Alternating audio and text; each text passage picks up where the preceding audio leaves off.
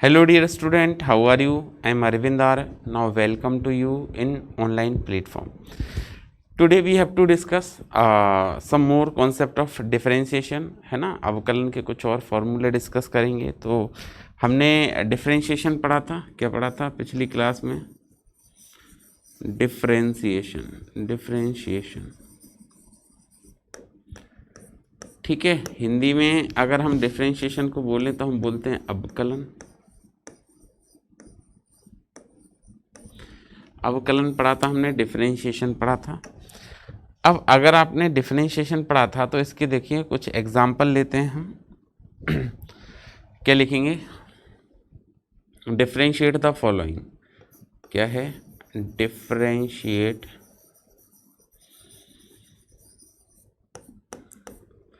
Differentiate the following, ठीक है। हिंदी में बोलेंगे तो हिंदी में कह सकते हैं हम, निम्न का अवकलन कीजिए। निम्न का अवकलन कीजिए, ठीक है। अब कुछ नहीं है, सिंपल सा आपको जो डिफरेंशिएशन है वो करते जाना है इनका। तो हम सबसे पहले एग्जांपल लेते हैं डिफरेंशिएट करने के लिए। आपको गिवन है y इज इक्वल टू क्या है, ax square plus bx plus C, ठीक है। आपको क्या करना है, dy by D X find out करके बताना है, ठीक है। dy by D X calculate करना है। y की जो वैल्यू है वो क्या है, ax square plus bx plus C है, और आपको क्या करना है, dy upon D X calculate करना है। तो देखिए, जब भी आप dy upon D X calculate करेंगे इसका, तो हम इसको सोल्व करें तो हमने दोनों side, both side d upon D X लिख दिया। तो हमने लिखा d upon D x equal to, d upon D X Y equal to d upon D X क्या, ax square plus bx plus C. इसको हम सॉल्व करेंगे तो ये बन जाएगा आपके पास क्या, dy upon D x equal to, अलग अलग करके लिख दो। इसका तरीका ये होता है कि हम इसको सेपरेट करके लिख दें। तो अगर आप सेपरेट करोगे तो हम लिख पाएंगे यहाँ पे d अपॉन डी एक्स किसका हो जाएगा, ax square plus d upon D x किसका होगा, bx का, plus d upon D x किसका होगा, c का, ठीक है। ये तीन टर्म थे, तीनों को अलग अलग करके लिख दिया, ax square plus bx plus C, ठीक है। हमने कल पढ़ा था एक फॉर्मूला इसमें डिफरेंशिएशन में कि अगर दो या दो से ज़्यादा टर्म हैं और वो ऐड हो रहे हैं या सब्ट्रैक्ट हो रहे हैं, उनमें प्लस हो रहा है या माइनस हो रहा है, तो आप उनको डिफरेंशिएट करने का तरीका क्या होता है कि आप उनको डिफरेंशिएट करने के लिए उनको तीनों को सेपरेट कर दें। कर दिया। अब हम सॉल्व करते हैं इसके आगे सॉल्व करेंगे तो देखिए ये बना dy upon D x is equal to, पहले तो a कांस्टेंट है बाहर लिख दिया, और हम यहाँ पे लिखेंगे d अपॉन डी एक्स किसका करेंगे, x स्क्वायर का, प्लस इसमें से b कांस्टेंट है उसको बाहर लिख दिया और d अपॉन डी एक्स कर देंगे किसका, यहाँ पे x का, प्लस इसमें c कांस्टेंट और कांस्टेंट का डिफरेंशियल कितना होता है, 0। कांस्टेंट का कितना होता है, 0। आगे हम इसको सॉल्व करें तो ये बनेगा क्या, dy upon D x is equal to a और x स्क्वायर का हो जाएगा 2x की power 2 minus 1 plus b x की पावर 1 है तो 1x की पावर 1 माइनस 1 हो जाएगा, ठीक है। आगे हम इसको लिखें तो ये क्या बनेगा, a इंटू 2x की पावर 2 माइनस 1 मतलब 1 आ जाएगा, bx की पावर कितना हो जाएगा, 0। सॉल्व करो इसको तो ये बन जाएगा 2ax और किसी की पावर 0 तो वैल्यू 1 होती है, तो x की पावर 0 है तो इसकी वैल्यू 1 हो जाएगी, और आपका यहाँ पे क्या रह जाएगा, b रह जाएगा। तो आपको सिंपली ऐसे सॉल्व करना है इस टाइप के क्वेश्चन को। बात समझ पा रहे हैं आप? ठीक है, बिल्कुल सिंपल क्वेश्चन था। और एग्जाम्पल लेते हैं, देखिए नेक्स्ट एग्जाम्पल में हमने कहा कि आपको सॉल्व क्या करना है। देखिए आपको दिया गया है एग्जाम्पल में क्या है, s equal to 2t³ plus 3t² plus log t plus 2। ये आपको एक एग्जाम्पल दिया गया है और आपको कैलकुलेट क्या करना है, ds अपॉन dt की वैल्यू चाहिए आपको। किसकी वैल्यू कैलकुलेट करना है, ds अपॉन dt। सोल्व करेंगे तो हम लिखेंगे d upon dt of s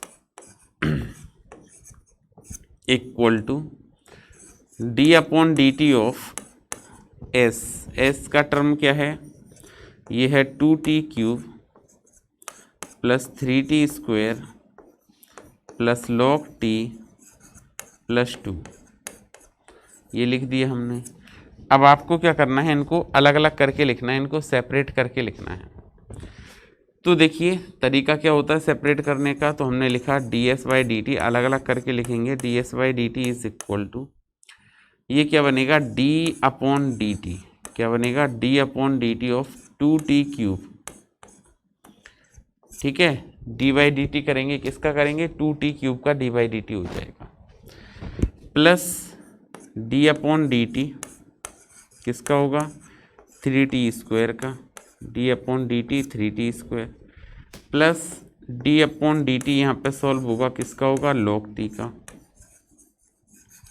तो d अपॉन dt हो जाएगा यहाँ पे किसका, log t। ठीक है, प्लस d अपॉन dt करना पड़ेगा 2 का, तो प्लस d अपॉन dt किसका हो जाएगा, 2 का। ये हमने सभी पदों को, सभी टर्मों को अलग अलग करके लिख दिया। बात क्लियर हो गई। अच्छा, अब देखिए अगर हम इसके बाद आगे बात करते हैं, आगे चर्चा करेंगे, तो ये क्या बनेगा, तो ये बनेगा ds upon dt is equal to 2 constant है उसको हमने बाहर लिख दिया और d/dt कर देंगे किसका, t³ का, प्लस इसमें से 3 कॉन्स्टेंट है उसको बाहर लिख दिया और d/dt कर देंगे हम किसका, t² का, प्लस log t का क्या होता है, 1/t, क्योंकि हमने फॉर्मूला पढ़ा था log x का होता है डिफरेंशिएशन 1/x, अवकलन 1/x होता है, और 2 कांस्टेंट है उसका कितना हो जाएगा, 0। क्या बात समझ गए। अच्छा, इसको हम अगर सॉल्व करें तो 2t³ का लिखेंगे हम 3t³ प्लस 3 t² का क्या हो जाएगा, तो t² का हो जाएगा 2t⁻² प्लस 1/t, और ये टर्म 0 है। इसको सॉल्व कर लो, आगे सॉल्व करोगे तो ये क्या बनेगा आपका, ये बन जाएगा आपका 6t² plus 6t plus 1/t। ये आपका फाइनल आंसर आ गया। ऐसे आपको इसको सॉल्व करना था, सिंपल। अब आप जब इसकी मोर प्रैक्टिस करेंगे, ज़्यादा से ज़्यादा प्रैक्टिस करेंगे, तो आपको इतना नहीं करना है, आप इसी लाइन में आंसर बता सकते हैं सीधे। ठीक है, बात समझ आ गई। तो ये अगर आपको पास ऐसे टर्म आते हैं जो प्लस में हैं, एक से ज़्यादा टर्म आते हैं जो प्लस हो रहे हैं, ठीक है, और उनका आपका डिफरेंशिएशन पूछा जाए तो कैसे सॉल्व करेंगे, इस प्रकार से हम इसका डिफरेंशियल सॉल्व करेंगे। आगे बात करते हैं इसके बाद नेक्स्ट। फिर देखिए इसके बाद अगर आपको ऐसा पूछा जाए, एक और हमने एग्जांपल लिया कि y इज इक्वल टू है cos theta plus sine theta plus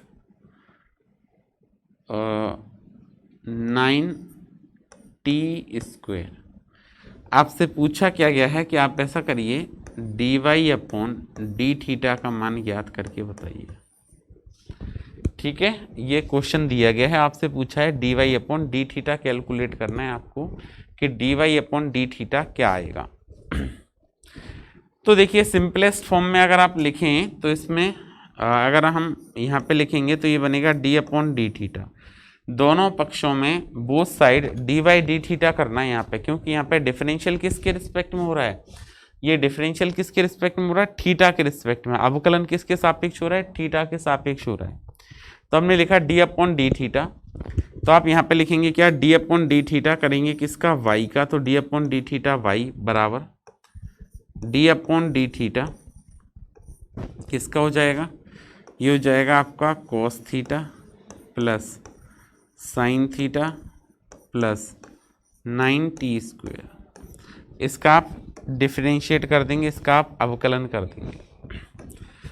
अब आप देखिए इसको सॉल्व करेंगे तो ये बनेगा आपका क्या, dy/d थीटा इक्वल टू, अलग अलग करके लिखें तो हम लिखेंगे d/d थीटा किसका हो जाएगा, सबसे पहला टर्म आएगा आपके पास में कॉस थीटा, फिर प्लस लगाया d/d थीटा, इसके बाद नेक्स्ट टर्म आएगा आपके पास क्या, साइन थीटा। ठीक है, फिर प्लस लगाएंगे प्लस d/d थीटा, ये किसका हो जाएगा 9t²। ये बात क्लियर हो गई। देखिए क्या होगा, dy/d theta cos theta plus dy/d theta sine theta plus dy/d theta 9t²। तो इस प्रकार से इसका हम डिफरेंशिएट करेंगे। इतनी बात क्लियर हो गई। अच्छा जी, अब इसके बाद आगे देखिए,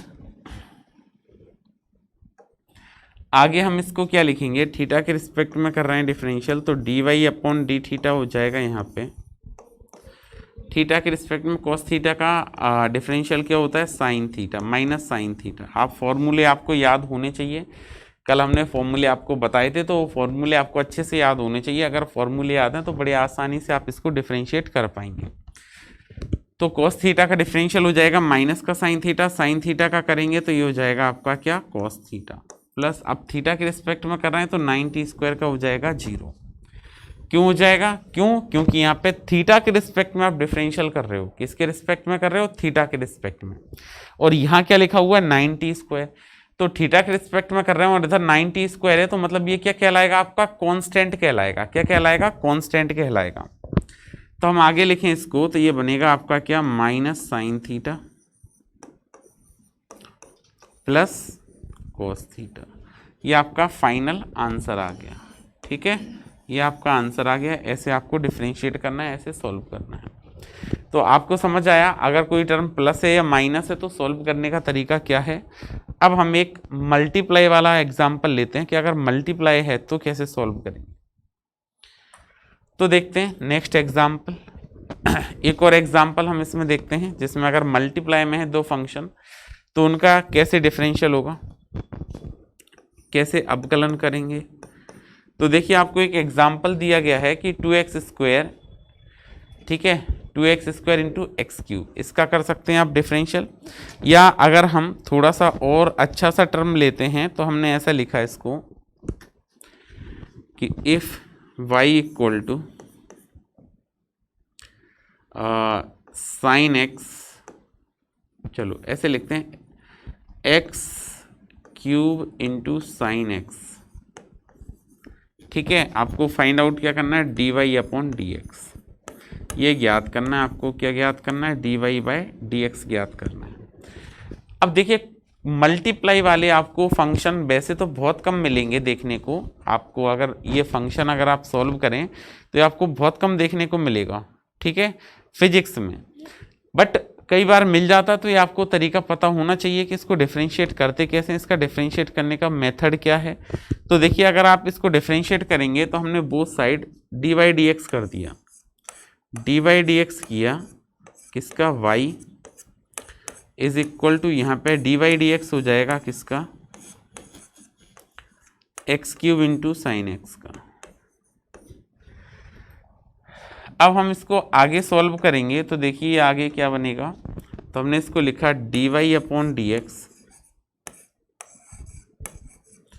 इज इक्वल टू, अब फिर से आप इसको सॉल्व करोगे तो इसमें कितने फंक्शन है, दो, ये पहला हो गया और ये दूसरा हो गया। मेथड समझना, तरीका समझना। वैसे मैंने कल इसको फॉर्मूला बताया था, क्या फॉर्मूला बताया था कि अगर जब भी आप करें dy/dx करें u इंटू वी का, और u और v x के फंक्शन है, तो मैंने बताया था फर्स्ट फंक्शन को सेम रखना है और सेकंड का डिफरेंशियल कर देना है, प्लस सेकंड फंक्शन सेम रखना है, फर्स्ट का डिफरेंशियल कर देना है। ये बताया था आपको मेथड, ठीक है। तो यहाँ पे भी यही मेथड, सेम मेथड अप्लाई करते हैं। तो मेथड क्या कहता है, फर्स्ट फंक्शन सेम x³, पहला फंक्शन सेम रह गया, dy/dx कर देंगे हम किसका, सेकंड वाले का, तो साइन x का डिफरेंशियल हो गया। बात क्लियर हुई।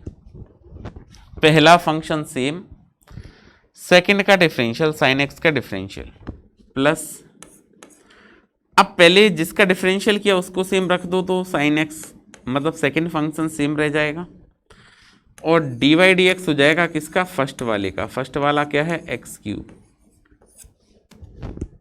ठीक है, ये बात क्लियर हो गई।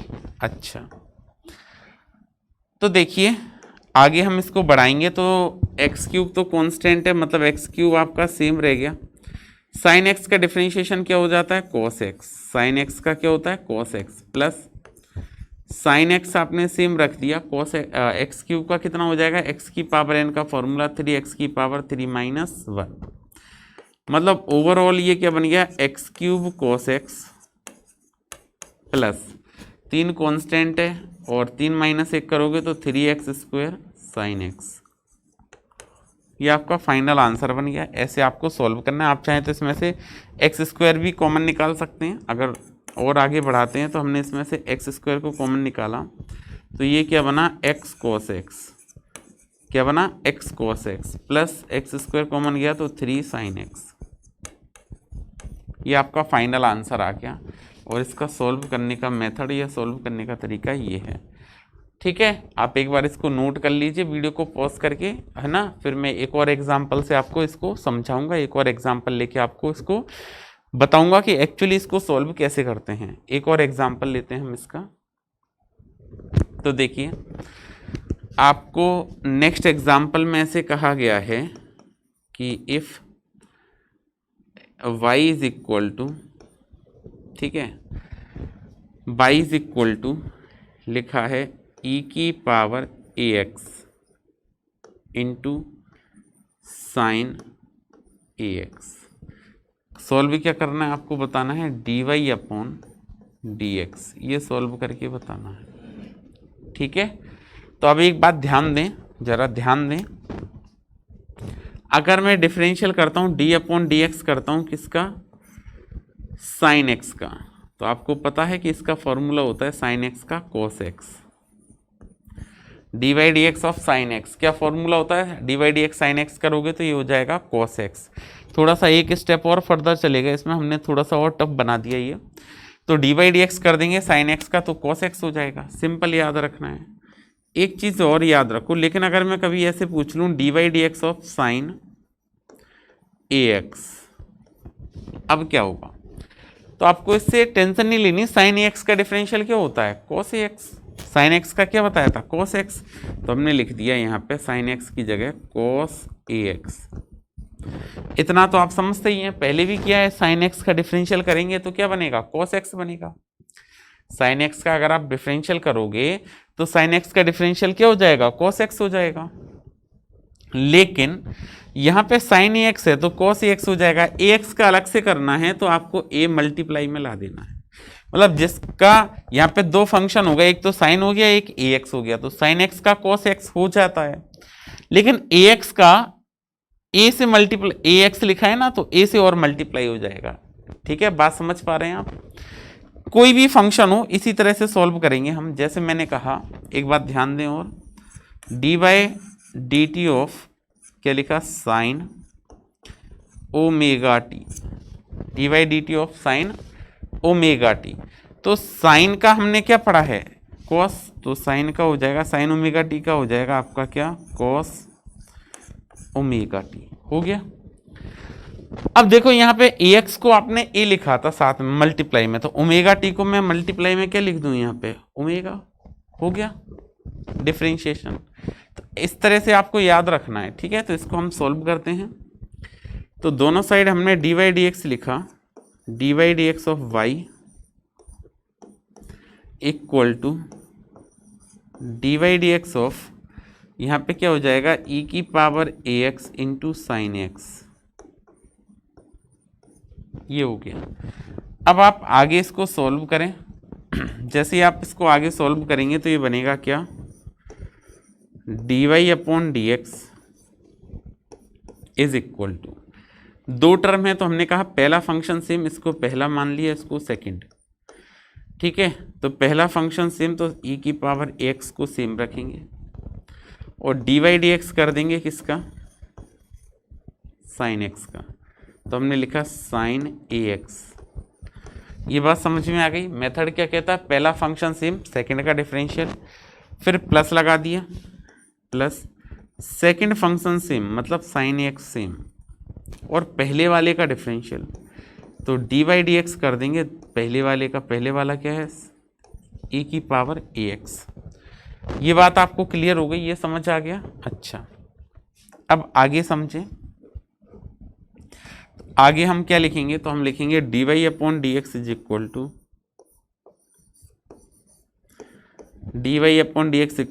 ई की power a x into sine x का क्या हो जाता है कॉस एक्स, तो हमने लिखा कॉस ए एक्स।